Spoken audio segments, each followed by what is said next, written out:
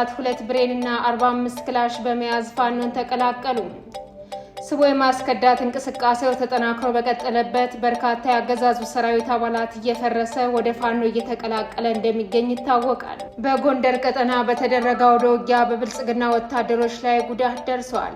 ዛሬ ጥር 15 2018 ዓ.ም ከቀኑ 7 ሰዓት ጀምሮ እስከ 9 ሰዓት ከጥጥራ እስከ ዳሞት በተደረገ ማጥቃት 9 የሚሆኑት ሲደመሰሱ 15 ከባድና ቀላል ቁስለኛ ሲደረጉ 6 ክላሽ መማረኩን ፋኖዎቹ በላኩት መረጃ አረጋግጠዋል። በምዕራብ አማራ ቀጠና በሁለት ግንባሮች ፋኖ በወሰደው እርምጃ በርካታ የጠላት ብልጽግና ወታደሮችን በመደምሰስ ፋኖ ድል መቀናጀቱን አስታውቋል። ሂውማን ራይትስ ፈርስት በትግራይ ክልል የዘፈቀደ እስርና ሰዎችን የመሰወር ድርጊት እየተፈጸመ መሆኑን በመጥቀስ ስጋቱን ገልጿል። አድማጭ ተመልካቾቻችን ተጨማሪ መረጃዎችም አሉ። ሰላም ጤና ይስጥልን። የጥቁር አንበሳ ሚዲያ አድማጭ ተመልካቾቻችን እንደምን አምሽታችኋል? ዕለተ ዓርብ ጥር 15 2018 ዓ.ም መረጃዎችን ይዘን ቀርበናል። ከዜናዎቹ ጋር ሰናይት አያሌው ነኝ። አብራችሁን ቆዩ። ወደ ዝርዝር መረጃዎች አልፋለሁ። 60 የሚሊሻ አባላት 2 ብሬንና 45 ክላሽ በመያዝ ፋኖን ተቀላቀሉ።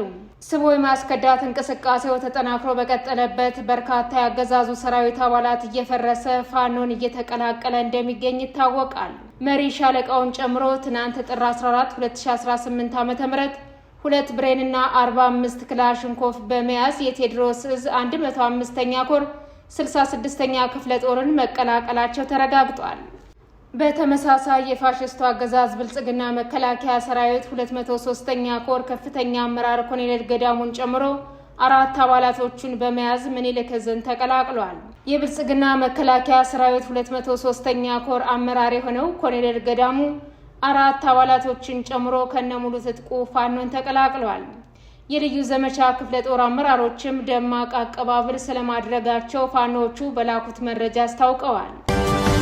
በጎንደር ቀጠና በተደረገው ውጊያ በብልጽግና ወታደሮች ላይ ጉዳት ደርሷል።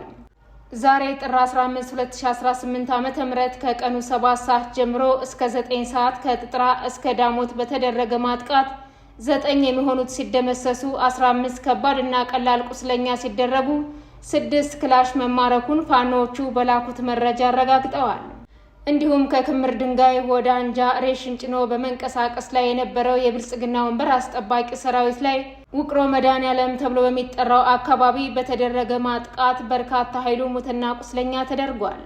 በተመሳሳይ በከሰም ግንባር በ3 አቅጣጫዎች በተደረገ ውጊያ ፋኖ በወሰደው የጸረ መከላከልና የመልሶ ማጥቃት እርምጃ በጠላት ላይ ጉዳት ደርሷል። ያገዛዙ ኃይል መነሻውን ከሀገረ ማርያም አድርጎ በከባድ መሳሪያዎች ሽፋን በመታገዝ ውጊያ ከፍቶ የነበረ ቢሆንም ከወደ ፋኖ የተሰነዘረበትን የማጥቃት ዘመቻ መመከት ባለመቻሉ በርካታ ኃይሉ ሙትና ቁስለኛ ተደርጓል ሲሉ የፋኖ ወታደራዊ ምንጮች ገልጸዋል። ፋኖ በጠላት ወታደሮች ላይ እየወሰደው የሚገኘው የማስከዳትና የማጥቃት እርምጃ ተጠናክሮ የቀጠለ ሲሆን በዚህም አንጻራዊ ድሎች እየተገኙ ነው ተብሏል።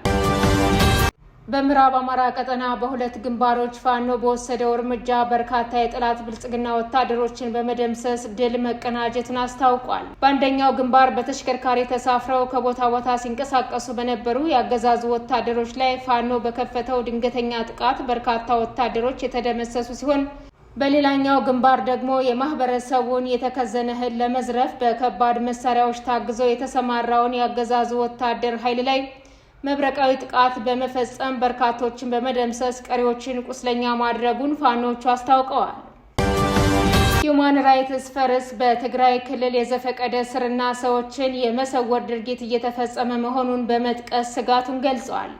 የሰብአዊ መብት ተሟጋች ሂውማን ራይትስ በትግራይ ክልል በርካታ የዘፈቀደ እስር፣ ሰዎችን ማስገድዶ የመሰወር ድርጊት እንዲሁም አካላዊ ጉዳት የማድረስ ተግባር እየተፈጸመ መሆኑን በመጥቀስ የሰብአዊ መብት ሁኔታው እያሽቆለቆለ መጥቷል ሲል ስጋቱን ገልጿል።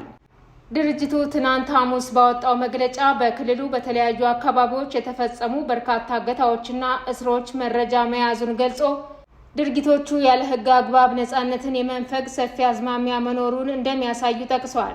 ከተጠቀሱት ጉዳዮች መካከል ከ5 ወራት በፊት በመቀሌ ከተማ ወደ ቤቱ ሲመለስ በታጠቁ ሰዎች ተወስዷል የተባለውን ፊሊሞን ገብረ ሕይወት ይገኝበታል።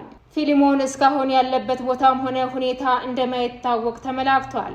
ሂዩማን ራይትስ ፈርስ በመግለጫው አክሎም የኤርትራ መንግስት ተቃዋሚ በመሆን የሚታወቁትንና በመቀሌ ውስጥ ታይተዋል የተባሉትን የኤርትራዊው ዮሐንስ አብርሃን ጉዳይ ጠቅሷል። ድርጅቱ ስለ ግለሰቡ ወቅታዊ ሁኔታም ሆነ ስላለበት ቦታ ምንም አይነት መረጃ አለመኖሩን ገልጿል። ሌላኛው የተጠቀሰው ጉዳይ የህወሓት የረጅም ጊዜ አክቲቪስትና ደጋፊ የነበረው ብርሃነ ገብረ ጊዮርጊስ ጉዳይ ሲሆን ግለሰቡ ከ7 ቀናት በፊት በሰሜን ምዕራብ ትግራይ ሽሬ ከተማ መታየቱን ገልጿል። መግለጫው ብርሃነ ከመሰወሩ ቀደም ብሎ በህወሓት ላይ ግልጽ ትችት ሲሰነዝር እንደነበር ተመላክቷል። ለሳምንታት ውጥረት ውስጥ የቆየው የጋምቤላ ከተማ አስተዳደር በአገልግሎቶችና በተሽከርካሪ እንቅስቃሴዎች ላይ ገደብ ጣለ። ከአንድ ወር በፊት በጋምቤላ ክልል ባጋጠሙ ግጭቶች የተነሳ ዋና ከተማውን ጨምሮ በተለያዩ አካባቢዎች የሰዓት እላፊ ገደብ ተጥሎ የነበረ ሲሆን አሁን የጋምቤላ ከተማ አስተዳደር ተጨማሪ ገደቦችን መጣሉን አስታውቋል። በዚህም መሰረት ሞተር ሳይክል በከተማ ውስጥ ማሽከርከር ላልተወሰነ ጊዜ በጥብቅ የተከለከለ ሲሆን ባጃጆች ከጠዋቱ 1 ሰዓት እስከ ምሽት 1 ሰዓት ብቻ አገልግሎት እንዲሰጡ ገደብ ተጥሏል። በተጨማሪም በከተማዋ የሚገኙ ሆቴሎችና ግሮሰሪዎች አገልግሎት መስጠት የሚችሉት እስከ ምሽት 2 ሰዓት ድረስ ብቻ እንዲሆን ትዕዛዝ ተሰጥቷል። ከአንድ ወር በፊት የጋምቤላ ከተማ ፖሊስ አዛዥ መገደሉን ተከትሎ በተፈጠረ የጸጥታ መደፍረስ ምክንያት ከምሽቱ 2 ሰዓት እስከ ንጋት 12 ሰዓት የሚቆይ የሰዓት እላፊ ገደብ ተጥሎ እንደነበር ይታወሳል።